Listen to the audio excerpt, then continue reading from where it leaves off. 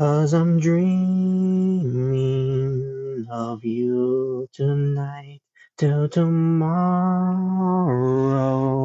I'll be holding you tight, and there is nothing in the world I'd rather be. But here in my room, dreaming about you and me with you tonight. Oh, what's going on, YouTubers? For ladies and gentlemen, it's the Natural Scream Driller, and welcome everyone to Impact Wrestling Review, the show from September 16th, 2021. This was the Go Home Show edition for pertains to Victory Road. That's gonna be on the Saturday, on the 18th. I want to double check the date just in case. Yes, actually it is. And this is the, like I said, the Go Home Show edition pertains to Victory Road be on Impact Plus. And cannot wait for the show. Victory Road 2021. This is the a bump on the road till we get to Bound for Glory. Where we taste another bump on the road as well. Pertains to Bound for Glory as well. The Knockouts Knockdown. And I don't know if it's this week. They may have said it was something about this week because Gail came in an announcement on Facebook Live pertains to the whole thing, even on beforehand. But it wasn't really heavily advertised on the shows itself of Impact Wrestling. More like advertised on the online, basically. More to it than that. But I guess I'll talk a little more about that later on. Some other time I should say. But I need to double check on that. So but I digress. Not Matt Striker there, but Josh Matthews on commentary. I guess I must miss the part that Matt Striker is on quote unquote assignment, and Josh Matthews is there, so he ends up being on commentary with D'Lo Brown. I watched Impact Wrestling on Access TV because there's no more Impact Wrestling on Twitch TV. That deal is done now, which thank God, because even when I was watching it live, pertains to going to everything of the live shows, pertains to Mr. Santos was doing for it, which was great at the time she was doing that. But we're not doing that anymore, and they kept showing just replays of moments, matches, and other things that they do for the to plug the Impact Plus thing. And it is very tiresome. It really bores you. It just burns you out in a way. I'd rather sit through watching different type of commercials that's not that good either way, but some of it is decent and all. But I'd rather watch that versus to watching every plugins of matches, promos, moments, and whatever have you, which is annoying. It was annoying, which is why I stopped watching. And on top of that, I was work. It was during a time when my schedule was me getting back to work completely full time. So there you go. So there's that too. But that being said, let's get right to what happened on the show here, folks. The opening match was Vampire Design, Rhino, and Diener. After Rhino has been rebaptized by Eric Young, where it tends to Vampire Design from the to show more violent side of him, which we'll get to how that ends up being. But yeah, Eric Young, Joe Dorman was there as well. As they did a video footage showing what happened last week. Now it wasn't part of the show last week, but basically it was something that pertains to Decay confronting Vampire Design, and that's what led to a match. Pertains to opening the show here with Rhino and Diener representing Vampire Design go up against Decay's Black Taurus and Crazy Steve. They were out there by themselves, no Rosemary, no Havoc, because they got other fish to fry, bigger fish to fry, I should say. And we'll get to that when we get to it. Obviously, pretty sure we know who it's gonna be. But again, we'll get to it. But the match happened. I thought it was decent. Some involvements of Vampire Design, which is onto the VPD flag. I mean the VBD, Vampire Design flag. I'll just say that instead of saying by the initials. Chris G trying to muse it as Rhino was holding I can't remember if it was Black Taurus or Crazy Steve that he was holding on to. Either way, it backfired because Rhino got hit with it. Diener ends up taking the pinfall after the jumping DDT. Oh yeah, it was Crazy Steve. Crazy Steve got the win for Decay. Eric Young was not happy about this. He was upset with Rhino of all people instead of being upset with Diener, because Rhino, I guess he didn't hold on to Crazy Steve for Diener to get the job done. So yeah, Rhino ends up being talked down by Eric Young. Just let Rhino to fight back a little bit. Returns to arguing back and everything, and then to a point where Eric Young sees that what's going on with Rhino ain't working. The whole baptizing and all that, and all. Diener hits him with the flag, and then attacks on Rhino. Joe Doring lays some in a little bit. I think he did.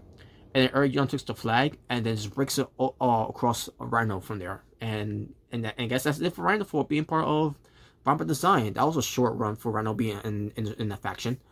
Now my reason I think they're doing this is because maybe, just maybe, Heath is coming back to help Rhino to go up against Vampire Design.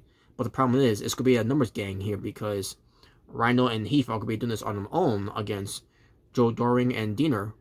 And as far as Eric Young, obviously with Eric Young, I don't know what's going on with Eric Young. I don't know if he still got that nagging injury from his knee, which is why he's has been wrestling for that long.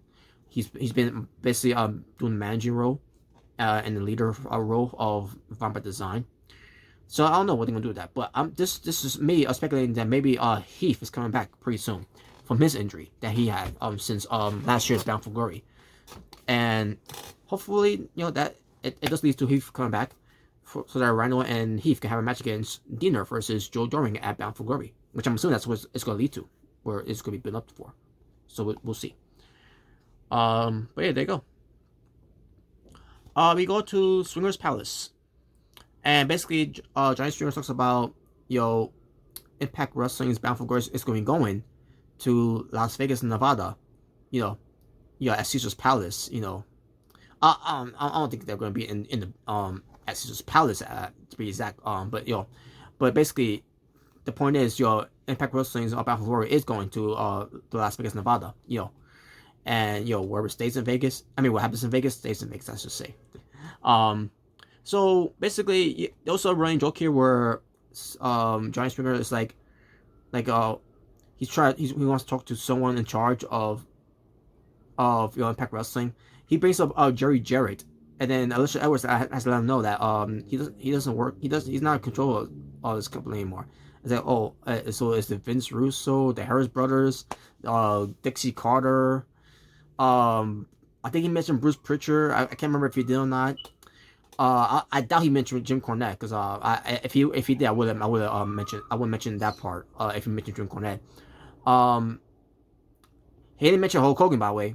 And by the way, I don't think anyone should mention Hulk Hogan ever again, because Hulk Hogan is is a disgrace of his own. Of everything that's been going on all over the past years.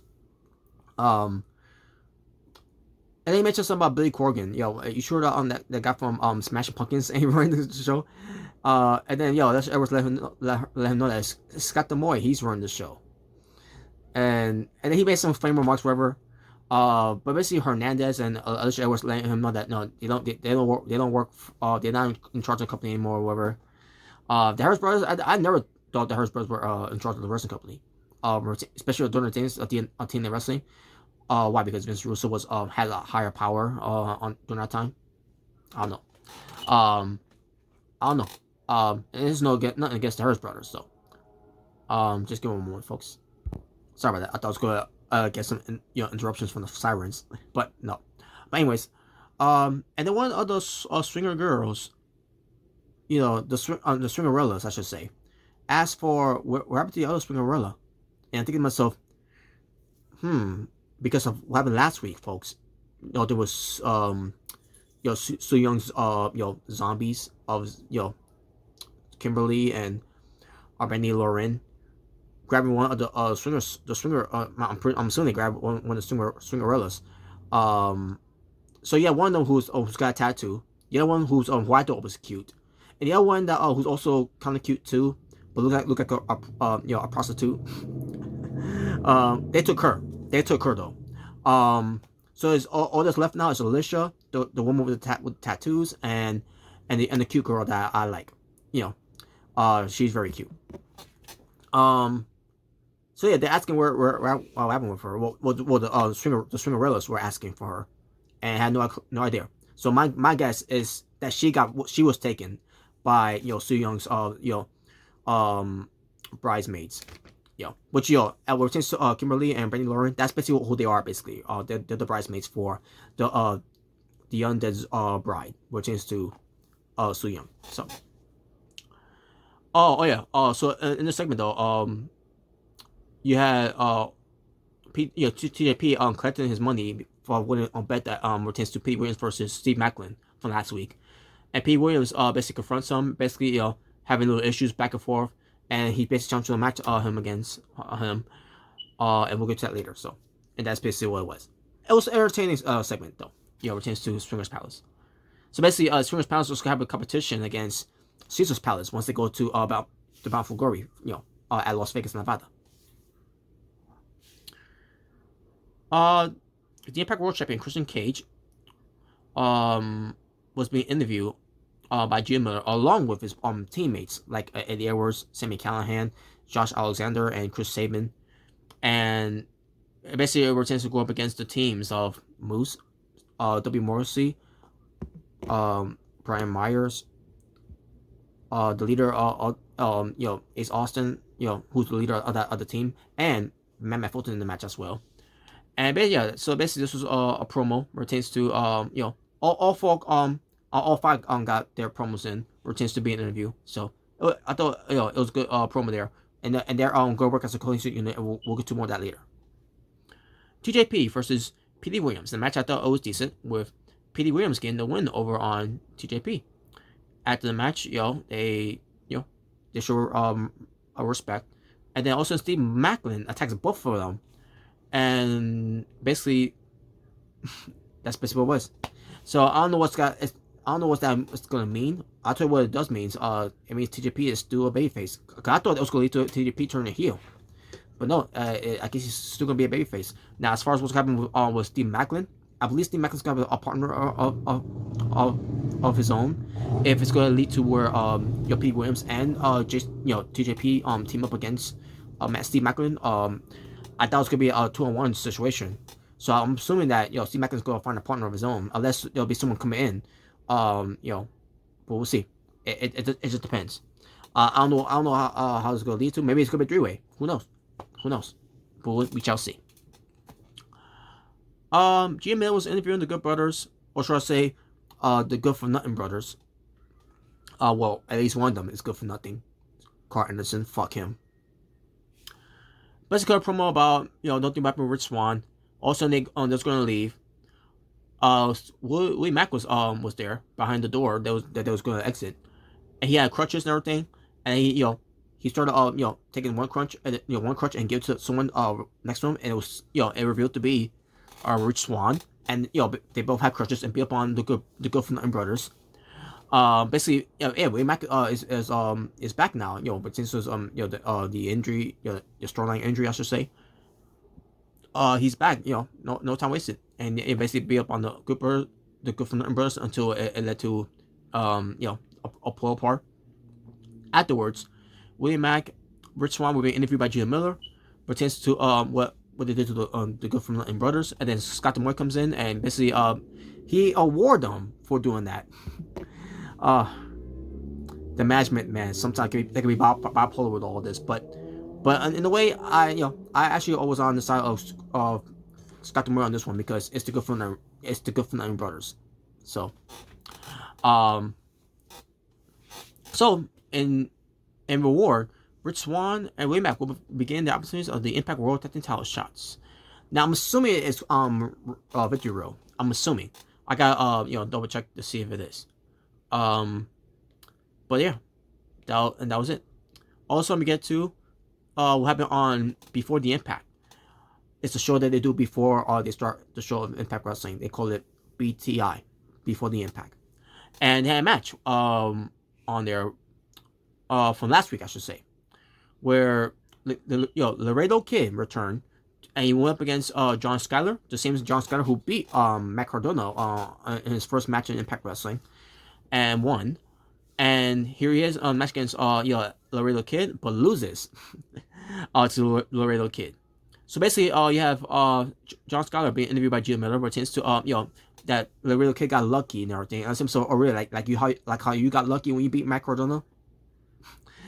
And I mean, it was a good promo from him. He was being heelish and all that. So yeah, it's led to a match between those two on the show this time. John Skyler versus Laredo Kid was a pretty decent match with John Skyler winning. He cheated though. He cheated to win. So also let me get to Rohit Raju. Let's see where did it happen? Oh yeah.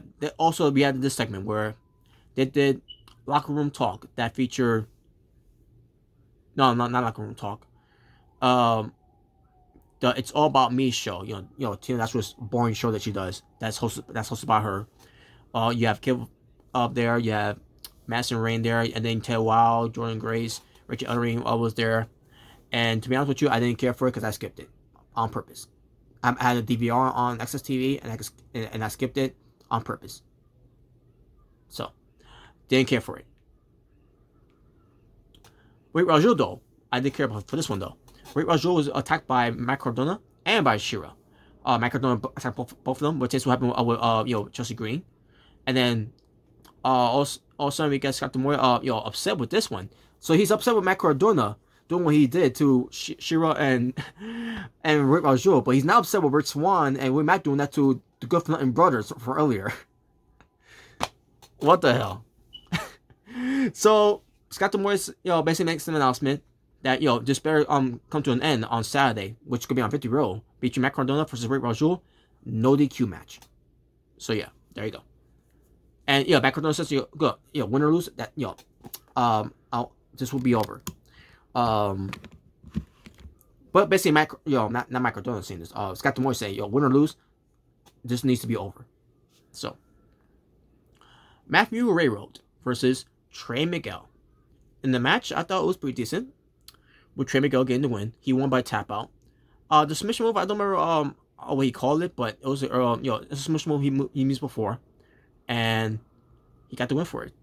After the match, though, he was attacked by, of all people, Deanna Purrazzo, the Virtuosa, the Impact Knockouts champion, and she's beating up on him. All of a sudden, Hardcore Country, Mickie James comes out to attack, and they start fighting, and Mickie James got the better of the fight. Even more chance to the dive on the outside on the piles, securities. Deanna Purrazzo involved in that, and then the fight was going to continue on after that, because Mickie James was not done yet, because she was being backed away by referees too and all. So yeah, and they're unfortunately never came across after that. It was done after that. Matthew Rainbow pull back away Deanna Purrazzo. Trey Miguel was holding back. I think he was holding back Mickie James if he was back up already at this point. But I digress. Oh, I got something here. I'll get to that on the next video. What I'm gonna do, folks. And basically after this one, because as of this recording, I'm gonna try to upload this next time around the afternoon.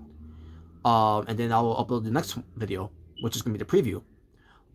In about maybe the next 2 hours or 3. We'll see. But with that out of the way, maybe get back to this.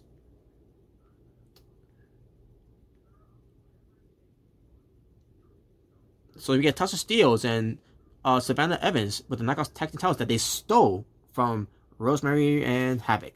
And basically, Tasha Steelz did all the talking, obviously, and Savannah Evans looks just standing there looking intimidating, and it looked pretty. And basically cut a promo about Havoc and Rosemary, said that if they want them back, they're gonna have to take it back from them at Saturday, and basically it's gonna be for the titles either way. So, and there you go. So Tasha Steelz is a very good talker. She's very very comfortable with Britain's current promos, and this was good. And we'll see how the match is going to be for Victory Row on Impact Plus. Bullet Clubs, Chris Bay and Hikuleo. Basically, Hikuleo's just standing there looking handsome. I shouldn't be saying that because I'm a guy. But to you ladies, you could say he was standing there looking handsome. But Chris Bay, he was the one talking, and he was great on talking. Pertains to the match they're gonna have at Victory Road against Finjuice, which is David Finlay Jr. and Juice Robinson. And there you go. Not much to say about that. Then we get to the main event. To finally close up this Go Home Show edition for Impact Wrestling's show to plug Victory Road on Impact Plus. The Impact World Champion Christian Cage, the X Division Champion Josh Alexander, Chris Sabin, Eddie Edwards, and Sami Callihan versus Ace Austin, Madman Fulton, Brian Myers, Moose, and W. Morrissey. Pertains to on the side of the faces, no one was out there for them. Not Alicia Edwards, not Tommy Dreamer. Oh, by the way, speaking of Tommy Dreamer, oh my god, I'm pretty sure we know what you heard about Tommy Dreamer already, folks. Pertains to Dark Side of the Ring, all the airplane, ride from hell. Just saying. Impact Wrestling not wasting time, or didn't return to that. I'll just keep it short to the point. They suspended him because of the comments he made on Dark Side of the Ring, pertains to Ric Flair. Oh well. But that's besides the point. But no one's on their side. But on the heel side, you have one of Brian Myers' guys, tends to how to be professionals alongside with him. It was Zicky Dice, Manny Lemons, and obviously his the guy he's tutoring to be the most professional wrestler, and Sam Beal. And the match happens, ends up being pretty good.